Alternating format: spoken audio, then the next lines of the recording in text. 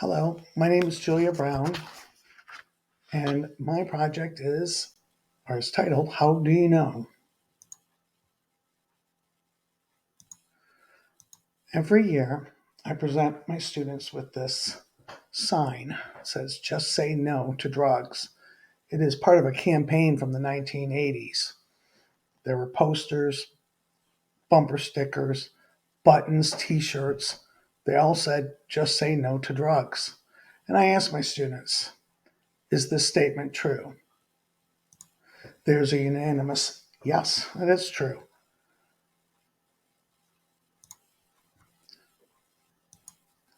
I asked further, How do you know it's true?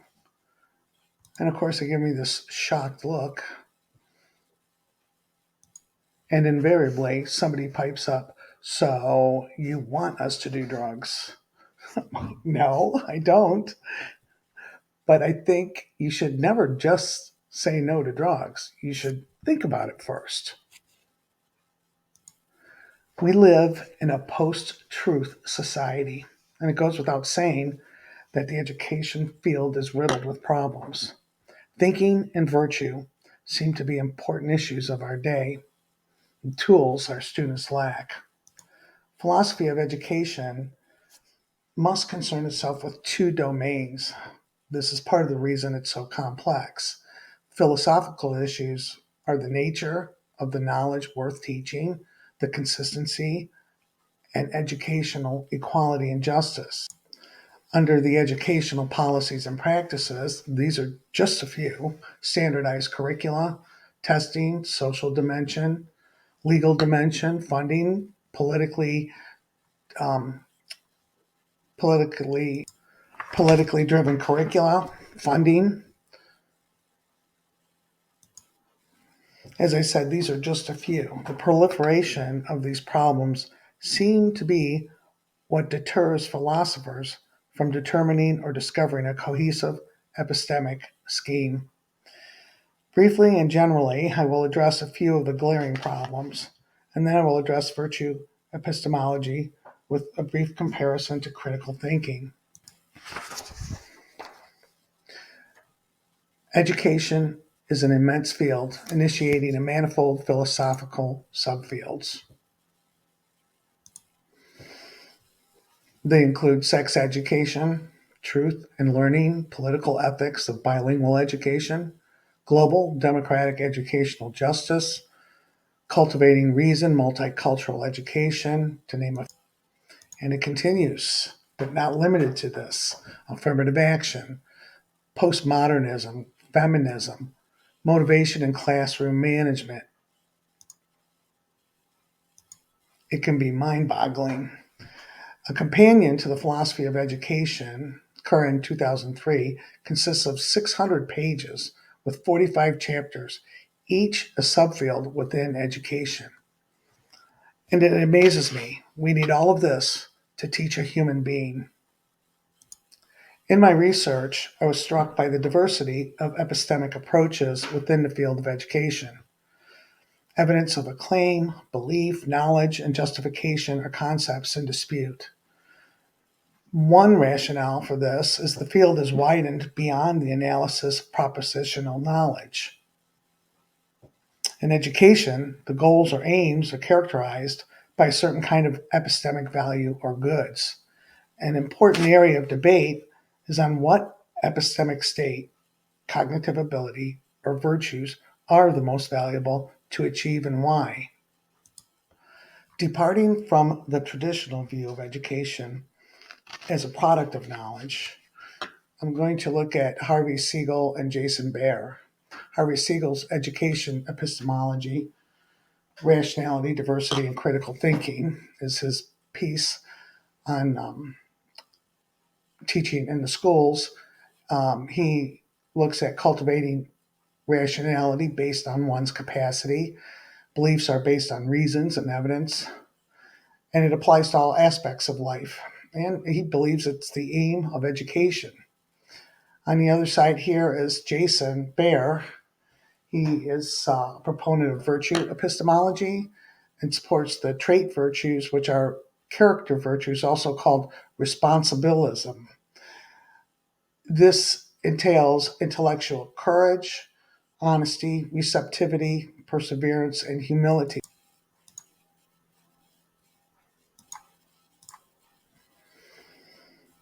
Contemporary philosophers Greco and Sosa contend intellectual success and achieving knowledge through virtue is more valuable.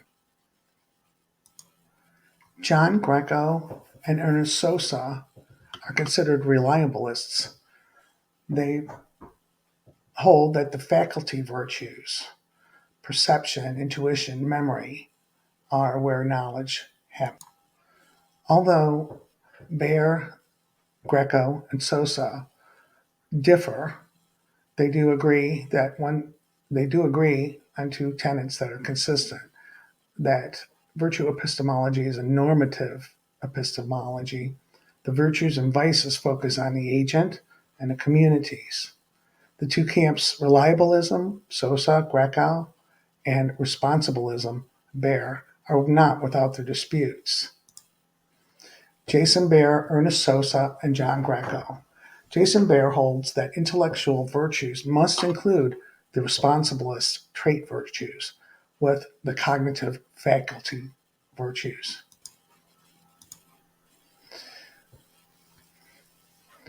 Virtue from responsibilism domain, such as getting to the truth of historical, psychological, religious matters, takes honesty, reflection, perseverance, and concentration. Cognitive reliabilism does not account for the motive, intentions, or belief that is a character trait. Character traits manifest and best explain why one gets to the truth. As mentioned before, virtue epistemology is a normative approach, therefore agent focused, where it assesses an agent's cognition in terms of properties of the agents. For example, the faculty traits, one may believe that a person has excellent memory or may be distracted, so their memory was impaired, or their perception is excellent one day, or they were tired another and their perception was off. Jason Baer cites the work of John Greco and Ernest Sosa in Virtue Epistemology and Knowledge in Perspective, respectively, as ignoring the trait faculties and then focusing strictly on the cognitive faculties. He believes that both are critical in developing the intellectual virtues. Interestingly, Baer brings light to the ambiguity when Greco and Sosa describe the intellectual vices. He also includes Alvin Goldman, another reliabilist, and he cites things like ignoring contrary evidence, guesswork, wishful thinking. Sosa describes a vice as haste or inattentiveness. Greco, wishful thinking, superstition. But wait, aren't these vicious manifestations of the character traits? Trait virtues is the question. The vices of the character traits can and do block access to truth, but neglect the role these same traits play in getting to the truth. Virtue epistemology has, in the last 10 years, become a little more cohesive. The two camps have come together. Sosa does cite character traits such as reasoning, reflection, deductive, inductive, and perception as conduits for the transmission of knowledge. In this way, he doesn't limit the scope of knowledge to the immediate or non inferential. However, just a cursory view tells me this approach is not pedagogically viable. I briefly looked up some classroom methods, and much of it seems more like a culture This may be a good thing, but to teach in a way for students to acquire the intellectual virtues seems untenable, most especially the trait virtues, as they are instilled at home by parents who themselves lack trait virtues. If perhaps we could instill them at an early age in schools, they would drop them like a backpack as soon as they hit the door. In addition, Mr. Goldman, Mr. Sosa, and Mr. Greco do not know their subjects. It is possible, perhaps, in a micro school with extraordinary parental support, an extraordinary amount of money, that they can implement the intellectual virtues as a way of gaining knowledge.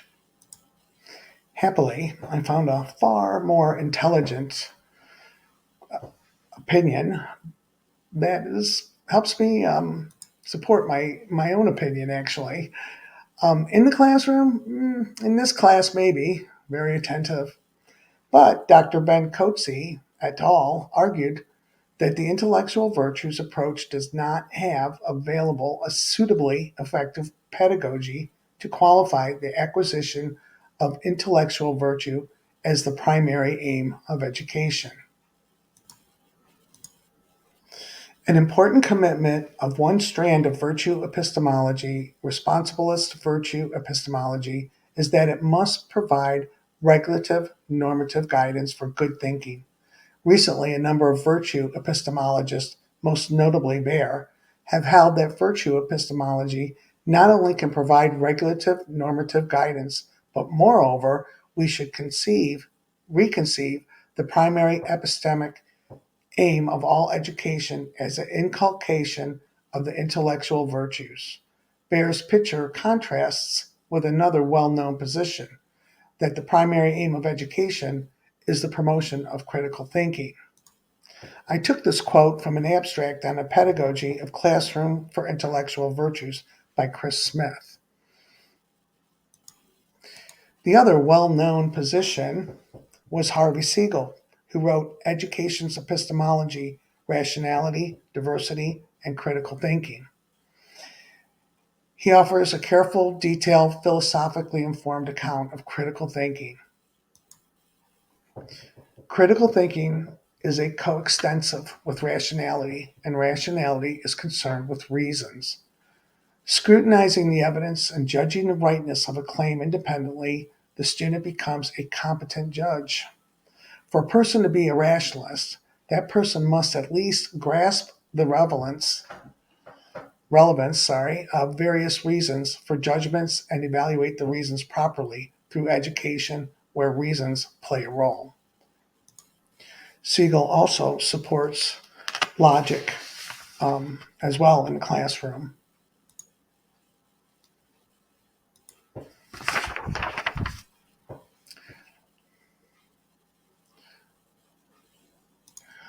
A couple things to focus on here is independently. Okay, the student becomes a competent judge independently. It's coextensive with rationality.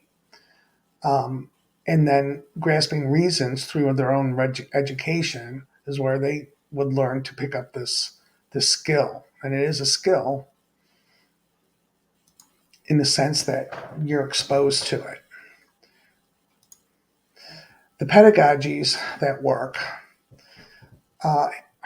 Haiti did a meta-analysis that shows the highest impact on learning factors. Okay, the 800,000 meta-analysis. Okay, and they found that the highest impact was metacognition. What are you thinking? Feedback, direct instruction, problem solving. Unlike virtue epistemology, critical thinking gives students autonomy to achieve the best of their ability, to reach their capacity in school, in life. If you recall at the beginning, I made note of all the subtopics of philosophical interest in the field of education, aesthetic education, feminism, romanticism, multicultural education, affirmative action, education and politics of identity,